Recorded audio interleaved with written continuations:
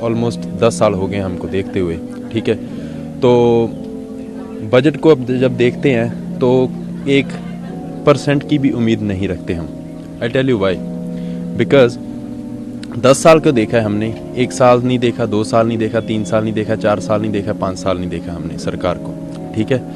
तो 10 साल में जो हमने देखा है कि हमारा ये नहीं है कि देश में पैसा नहीं है, देश में पैसा है, लेकिन मैटर करता है कि देश में पैसा किसके पास है, ठीक है। आम जनता के पास कितना पैसे का कैश फ्लो आता है, या कह सकते हो कितना पैसा जाता है। 99% इंडिया का पैसा जो है वो उद्योगपतियों के पास है, वही देश को चला रहे हैं आज। अगर मैं सोचता हूँ 11.68 लाख करोड़ रुपीस अगर उद्योगपतियों का माफ़ हो सकता है तो 2 लाख करोड़ रुपया किसानों का क्यों नहीं हो सकता। और बातें करते हैं कि किसानों की आयु दुगनी करेंगे जी। 2022 तक बोला था ना, क्या हुई? दुगनी हुई? नहीं हुई, ठीक है। तो मुझे नहीं पता टीवी दिखाएगा या नहीं दिखाएगा, बट ये असलियत है। इकॉनमी मनमोहन सिंह के जब टाइम था 8.1% ग्रोथ पर चलती थी, राइट। अब इकोनॉमिकल ग्रोथ कितना है? 5.4%। और हम चलो जो 2022 तक जो दिखाए थे दावे वो तो भूल जाओ, वो तो उन्होंने बोल ही दिया कि जुमला था सभी, वो ठीक है, दैट्स इट। अब क्या दिखा रहे हैं? 2030 का सपना दिखा रहे हैं ना, कि हमारी इकोनॉमी है जो 10 ट्रिलियन इकोनॉमी बनेगा इंडिया।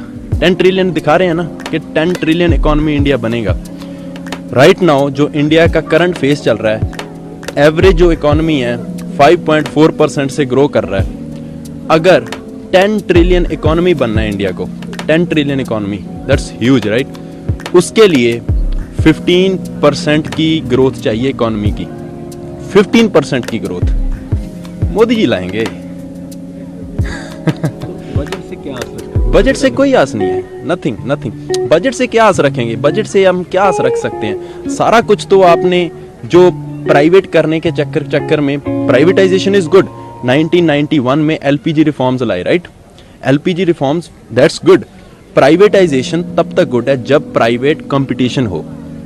जब आप प्राइवेट कंपटीशन खत्म कर दोगे तो प्राइवेटाइजेशन जो है दैट विल गonna lead to extreme capitalism, and extreme capitalism is always dangerous for the country where we stay.